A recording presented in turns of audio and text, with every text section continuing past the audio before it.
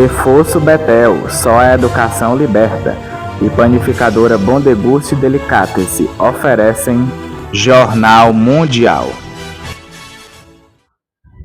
Boa noite. Boa noite. O Brasil tem pela primeira vez na história um ex-presidente da República condenado por tentativa de golpe de Estado. Jair Messias Bolsonaro foi considerado culpado também por organização criminosa, tentativa de abolição violenta do Estado Democrático de Direito, dano contra o patrimônio da União e deterioração de patrimônio tombado. Os ministros do Supremo Tribunal Federal estabelecem pena de 27 anos e 3 meses de prisão em regime inicial fechado. Estão condenados todos os réus do núcleo crucial da trama golpista. O senador Flávio Bolsonaro critica o que apontou como perseguição ao pai e reforça o pedido de anistia dos réus. Cidades brasileiras se manifestam contra e a favor da condenação de Bolsonaro. A inflação desacelera para 5,3% ao ano em agosto. A Polícia Federal prende o careca do INSS em uma operação contra fraudes em aposentadorias. Há menos de 2 meses para a COP30, delegações de países e a sociedade civil enfrentam dificuldades para encontrar hospedagens com preços acessíveis em Belém. E nos Estados Unidos, a polícia prende um homem suspeito de ter assassinado o ativista conservador Charlie Kirk. Agora no Jornal Mundial.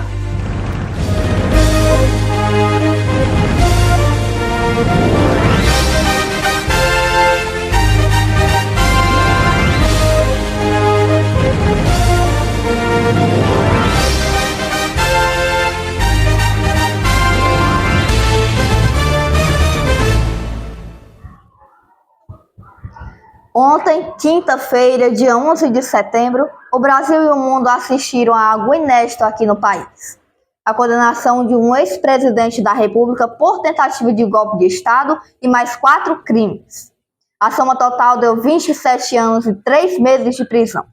Ontem, votaram a ministra Carmen Lúcia e o ministro Cristiano Zanin, que acompanharam o relator Alexandre de Moraes e o ministro Flávio Dino pela condenação de Bolsonaro e dos outros réus do núcleo crucial da trama golpista. Antes do voto da ministra Carmen Lúcia, que formou a maioria, o placar estava em 2-1 pela condenação de Bolsonaro. O relator, Alexandre de Moraes, e o ministro Flávio Dino tinham condenado e o ministro Luiz Fux, em uma exposição historicamente longa de voto, havia absolvido o ex-presidente. O ministro do Supremo Tribunal Federal, Luiz Fux, votou nesta quarta-feira para absolver o ex-presidente Jair Bolsonaro dos 5 crimes apontados pela Procuradoria-Geral da República. Fux, que integra a primeira turma do STF, advertiu contra o que chamou de julgamento político de Jair Bolsonaro e votou pela absolvição do ex-presidente na trama golpista. O placar está em 2-1 pela condenação do ex-presidente. Ao iniciar a exposição de seu voto, Fux defendeu a incompetência absoluta do STF para julgar um ex-presidente. Argumentou que o caso deveria ser examinado por uma instância judicial inferior. Bolsonaro é acusado, juntamente com outros 7 ex-colaboradores, de ter conspirado para se manter no poder em 2022, após perder as eleições para Lula. Todos esses elementos conduzem à inescapável conclusão de que não há provas suficientes para imputar ao réu Jair Messias Bolsonaro os crimes de tentativa de abolição violenta do Estado Democrático de Direito, 359, golpe de Estado. Ao contrário do que sustenta a acusação, o réu Jair Bolsonaro não tinha dever algum de desmobilizar essas manifestações. Pelo contrário, caso tivesse feito utilizando o aparato do poder público, estaria violando o direito fundamental previsto no artigo 5º. Fux foi o terceiro dos 5 ministros da primeira turma a votar durante as audiências do Supremo, que estão previstas até a próxima sexta-feira. O ministro levou mais de 9 horas para realizar a leitura de seu voto. O magistrado mostrou claras divergências desde o princípio, quando assegurou que não se compete ao Supremo Tribunal Federal realizar um juízo político. Fux também assegurou que a Procuradoria-Geral da República não provou que os acusados constituíram uma organização criminosa armada, já que não ficou demonstrado que alguma arma tivesse sido utilizada. A trama golpista, disse o ministro, não passou de seara preparatória. Pela primeira vez na história, um presidente do Brasil é condenado por crimes contra a democracia. Nesta quinta-feira, o presidente Jair Bolsonaro foi considerado culpado pela primeira turma do Supremo Tribunal Federal. O líder de extrema-direita de 70 anos era julgado por chefiar uma tentativa de golpe de Estado contra Luiz Inácio Lula da Silva. A trama golpista, que teria incluído um plano para assassinar Lula, o vice-presidente Geraldo Alckmin e o ministro Alexandre de Moraes, relator do caso no STF, não teria se concretizado por falta de apoio da alta cúpula militar. Das penas, fixou a pena final para o réu Jair Messias Bolsonaro em 27 anos e 3 meses, sendo 24 anos e 9 meses de reclusão e 2 anos e 6 meses de detenção. O ex-presidente, em prisão domiciliar desde agosto, não participou das audiências no Supremo, alegando problemas de saúde. À tarde, ele apareceu na frente da sua casa em um condomínio em Brasília. Por 4-1, também foram condenados 7 co-réus, entre eles ex-ministros do governo Bolsonaro e chefes militares. Que houve a formação de uma organização criminosa armada integrada pelos acusados, que deverão ser condenados pelas circunstâncias fáticas que reputo comprovadas na forma que está descrita na denúncia. Uma das primeiras reações internacionais veio da Casa Branca.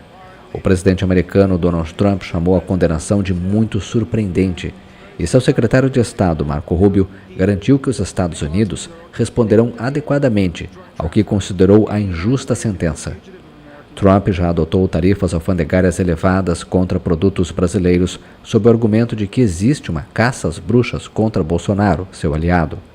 O Brasil terá eleições presidenciais em 2026.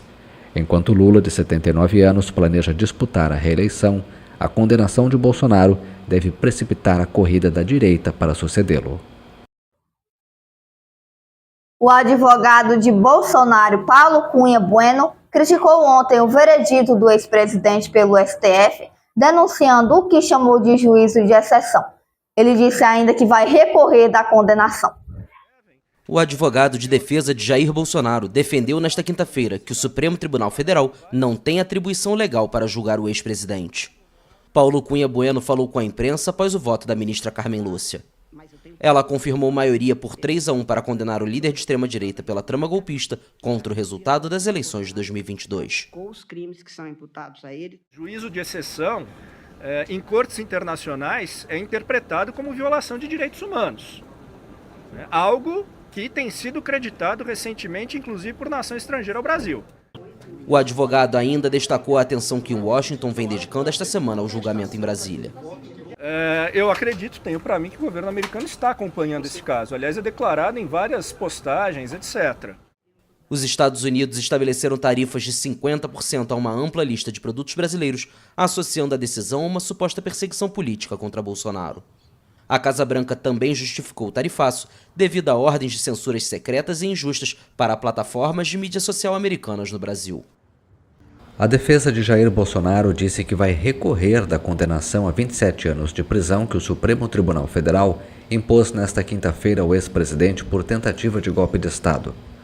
A defesa entende que as penas fixadas são absurdamente excessivas e ajuizará os recursos cabíveis, inclusive no âmbito internacional, escreveram os advogados de Bolsonaro em um comunicado publicado no X por um de seus colaboradores, Fábio Weingarten. A primeira turma do STF decidiu condenar Jair Bolsonaro no julgamento da trama golpista. Pela primeira vez na história do Brasil, um ex-presidente foi condenado por golpe de Estado. Após a condenação do pai, o senador Flávio Bolsonaro voltou a falar em perseguição e anunciou que aliados vão pressionar o parlamento por uma anistia ampla, geral e irrestrita para todos. A proposta deve abrir um novo embate entre legislativo e judiciário. O senador Flávio Bolsonaro, filho do ex-presidente Jair Bolsonaro, voltou a afirmar que o pai é vítima de perseguição, pouco depois do Supremo Tribunal Federal condenar o militar da reserva a 27 anos e 3 meses de prisão por golpe de Estado. Ao sair do condomínio em que o líder de extrema-direita mora e onde cumpre prisão domiciliar desde agosto em Brasília, Flávio falou com repórteres.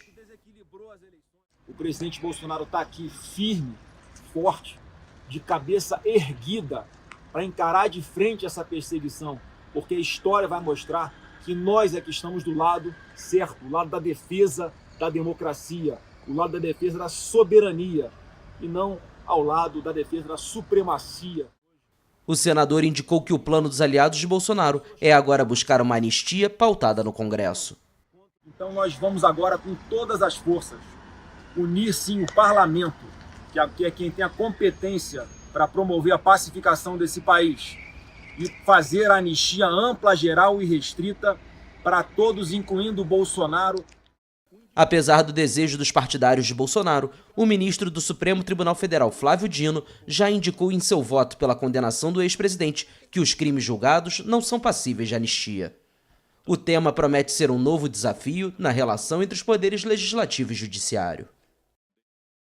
Ainda na noite de ontem, cidades brasileiras fizeram manifestações contra e a favor do veredito imposto pelo STF sobre o ex-presidente.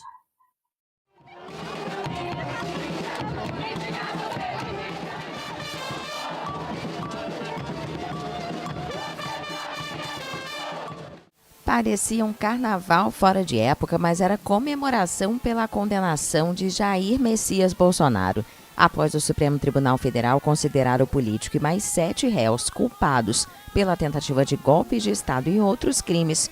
Muitas pessoas foram às ruas de Brasília para celebrar.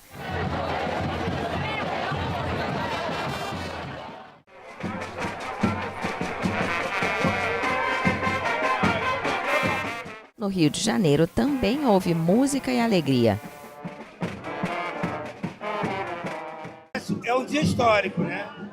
Porque nunca, assim, acho que em poucos países do mundo, ex-presidentes e militares de alta patente foram condenados, e ainda mais a mais de 20 anos de cadeia. A gente sabe que não vão ficar os 20 anos, mas é um dia histórico. E o voto dela foi um voto suficiente para condenar o Bolsonaro e mais 7 pessoas que cometeram muitos crimes, entre eles a tentativa de abolição do Estado Democrático e de Direito, uma tentativa de golpe. E essa alegria mostra que o nosso país é outro, não é o do golpe. Já entre os apoiadores de Bolsonaro, o clima era de tristeza. Muitas pessoas se reuniram nos arredores da casa do líder da direita em Brasília, onde ele cumpre prisão domiciliar.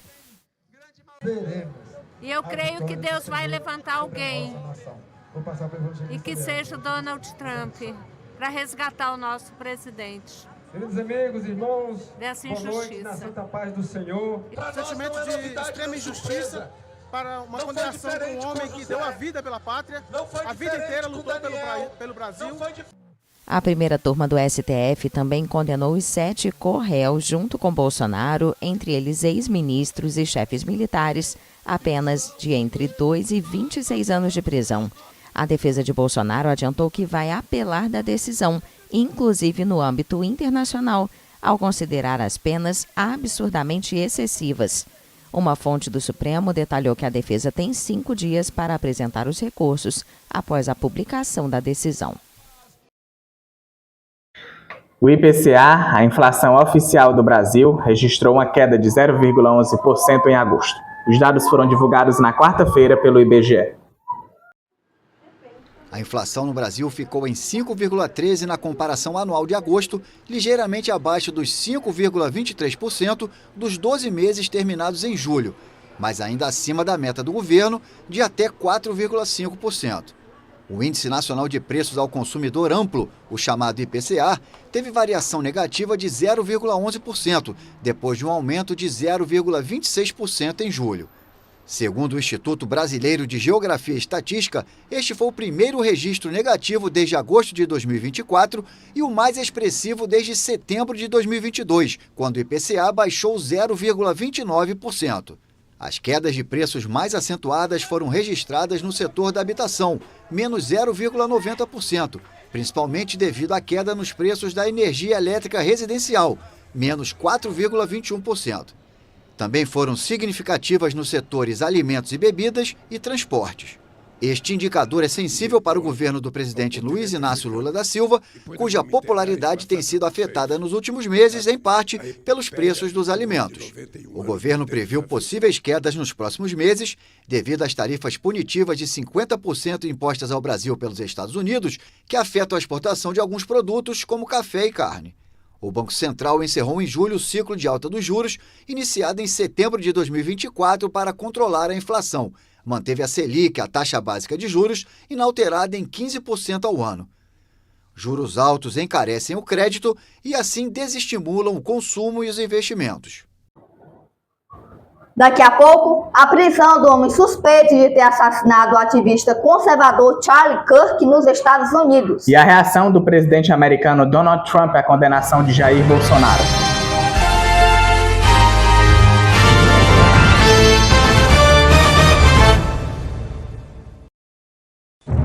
Jornal Mundial é patrocinado por Reforço Betel, só a educação liberta. Panificadora Bom Deguste Delicatessen, surpreenda-se com o sabor. E vereador Dinho do Frango, para fazer a diferença. De terça a quinta, as informações da tarde com Caio Teles, no Boa Tarde Mundo, às 13 horas.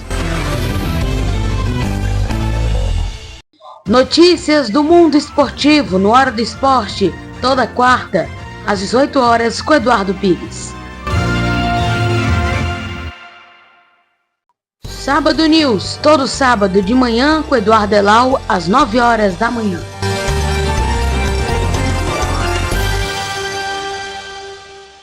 Revista do Domingo, seu noticiário no domingo, com Clara Bezerra, às 19 horas.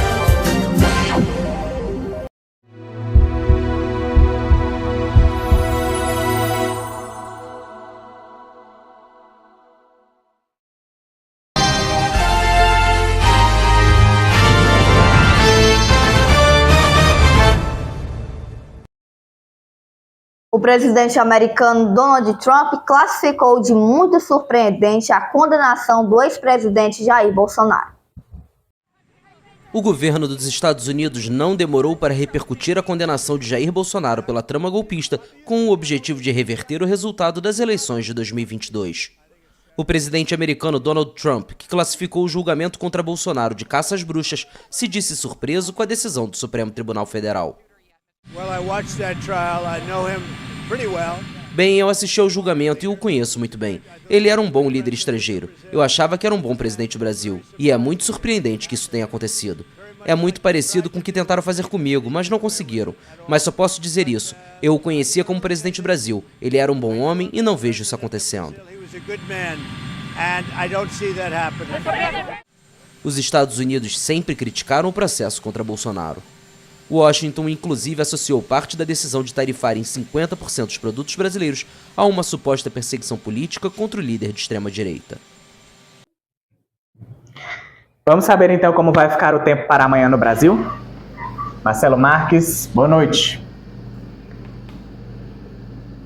Oi, Gabriel, boa noite para você, para Alice, boa noite para você. O sábado será de contrastes climáticos no país, com chuvas concentradas na faixa amazônica, tempo firme em grande parte do sul e do sudeste, e o calor típico da região nordeste. Na região norte, o tempo segue instável em praticamente todos os estados. No Amazonas e no Acre, há previsão de pancadas de chuva ao longo do dia. No Pará e em Rondônia, a instabilidade também aparece, mas de forma mais localizada.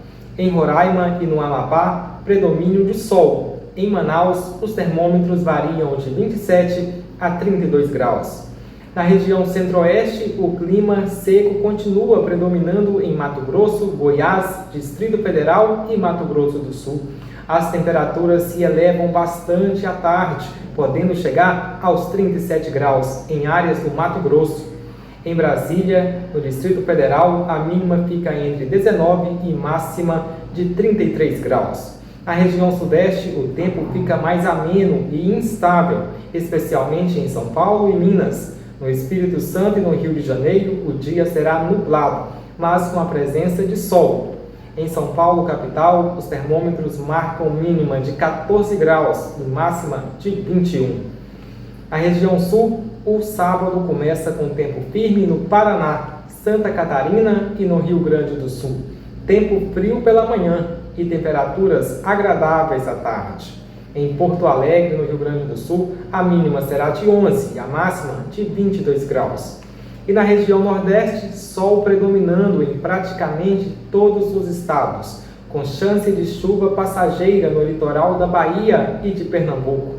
No interior nordestino, o clima será quente e seco, típico do semiárido. No litoral do Ceará, destaque para Fortaleza e Camocim, com tempo firme, céu aberto, brisa do mar e máximas próximas de 30 graus. Em Salvador, na Bahia, as temperaturas variam entre 24 e 27 graus. Um bom final de semana a todos, Gabriel e Alice. Muito obrigada, Marcelo. Um bom fim de semana. O advogado Ronaldo Miranda Pereira Muniz, de 37 anos, morreu em um acidente de carro na noite de ontem, no quilômetro 531 da BR-116, em Jati, no interior do Ceará. De acordo com testemunhas, Ronaldo conduzia o veículo pela rodovia quando colidiu frontalmente com outro carro. Com o impacto, o carro saiu da pista e o advogado morreu no local. Os ocupantes do outro veículo, um homem de 35 anos e uma mulher de 36, que não tiveram as identidades divulgadas, sofreram ferimentos graves. Eles foram socorridos e encaminhados para um hospital da região. A Ordem dos Advogados do Brasil divulgou uma nota de pesar pela morte de Ronaldo Muniz. Em respeito ao óbito, a entidade suspendeu um evento que iria ocorrer hoje. Bandidos se passaram por policiais para roubar uma casa no Distrito Federal na manhã da última terça-feira. Câmeras de segurança da residência flagraram o crime. Os 3 suspeitos levaram o celular e o carro da vítima, que já foram recuperados pela Polícia Militar.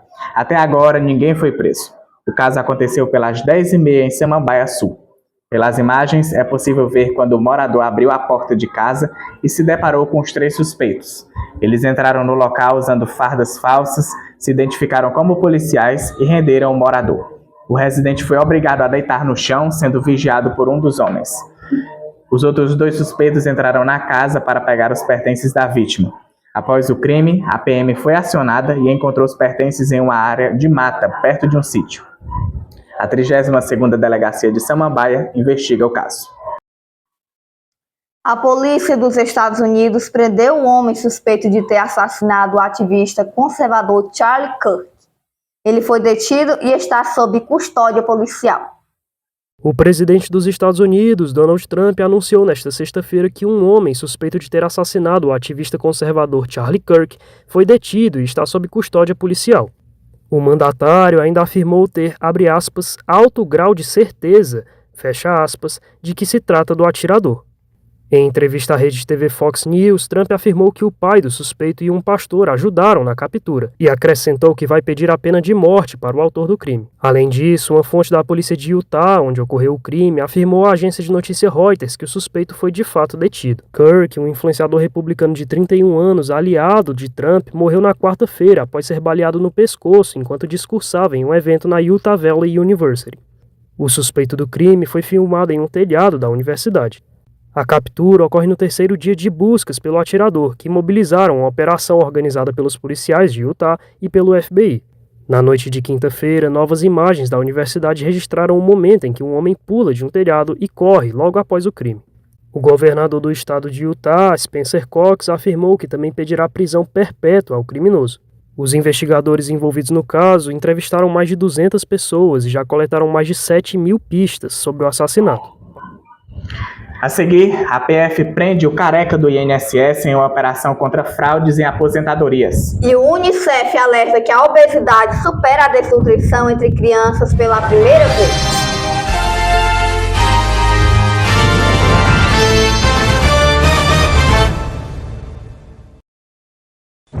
Jornal Mundial é patrocinado por Reforço Betel, só a educação liberta. Panificadora Bom Deguste Delicatessen, surpreenda-se com o sabor. E vereador Dinho do Frango, para fazer a diferença.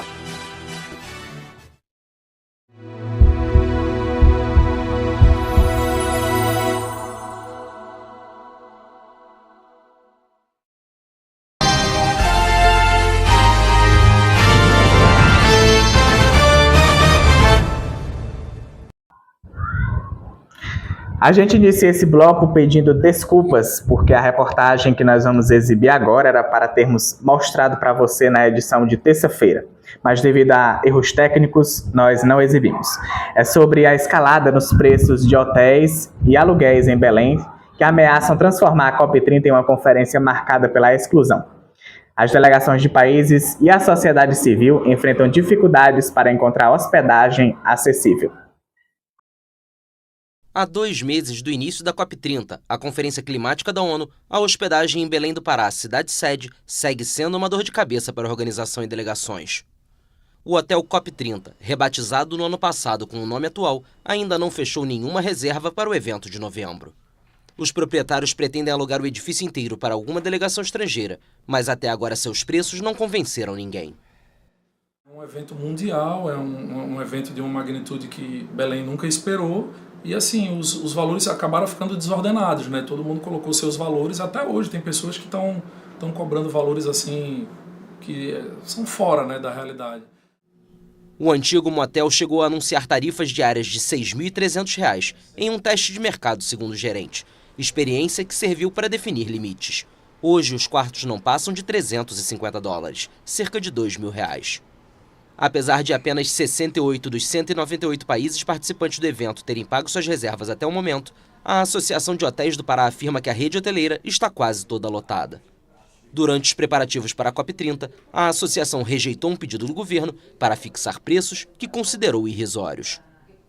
Mas a exigência era que nós fizéssemos diária de R$300, R$500, certo? Como se fosse um dia comum na hotelaria, certo? Que os hotéis se sacrificassem para atender um grande evento, coisa que não acontece em nenhum lugar do mundo, certo? Mas Belém tinha que ser assim.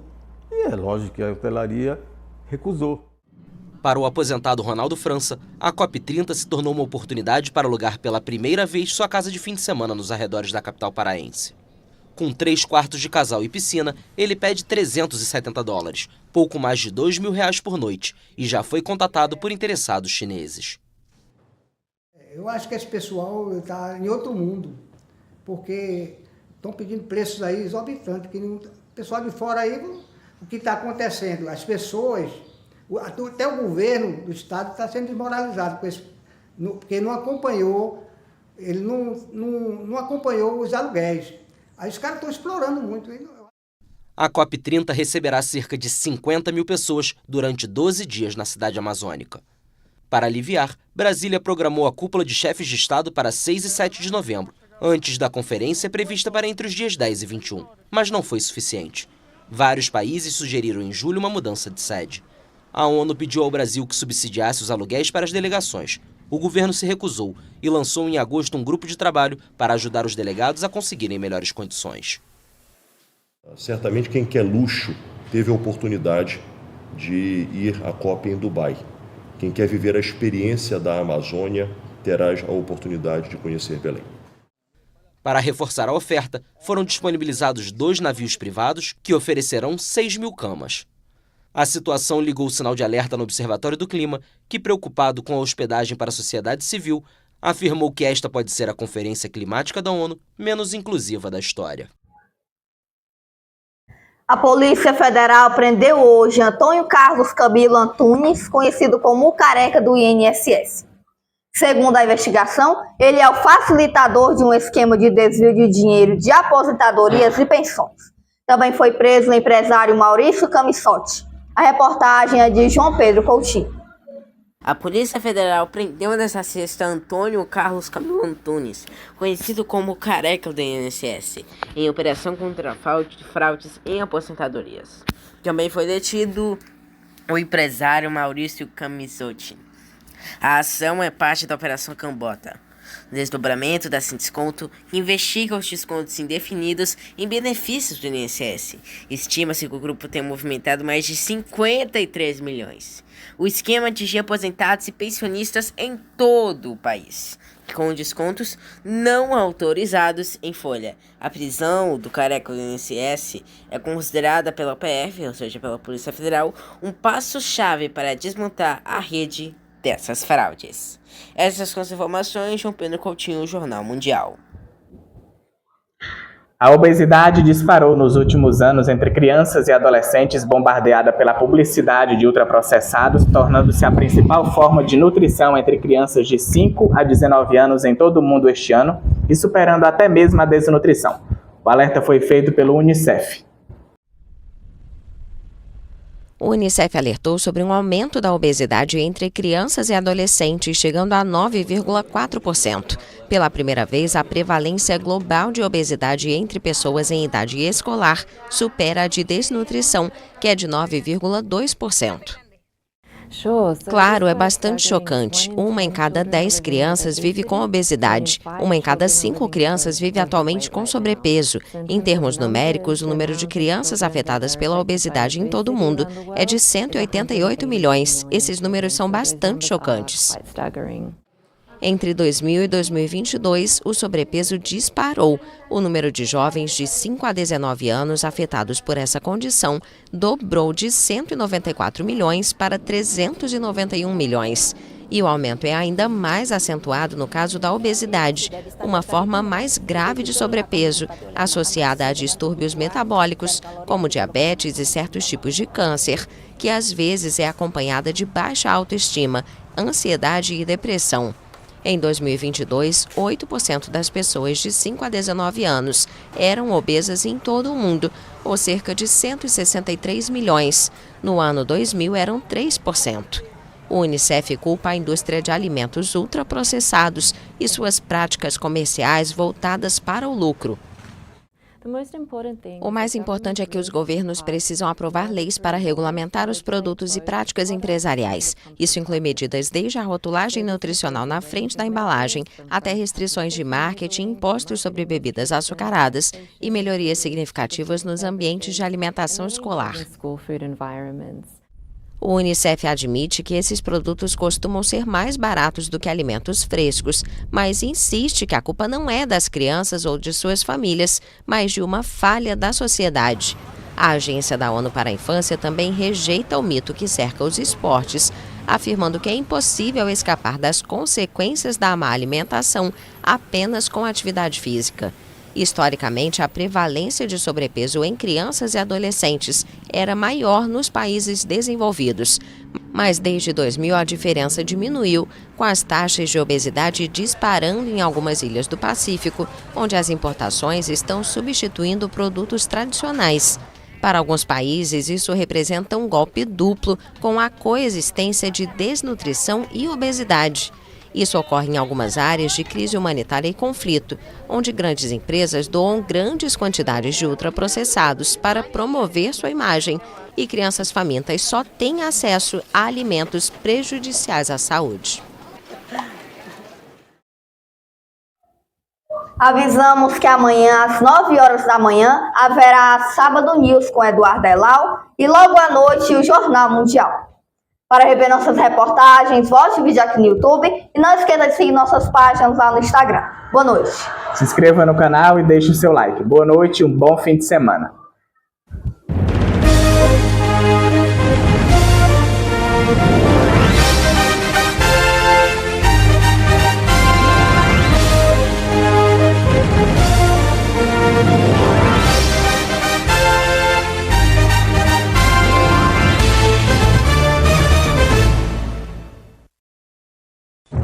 Jornal Mundial é patrocinado por Reforço Betel, só a educação liberta.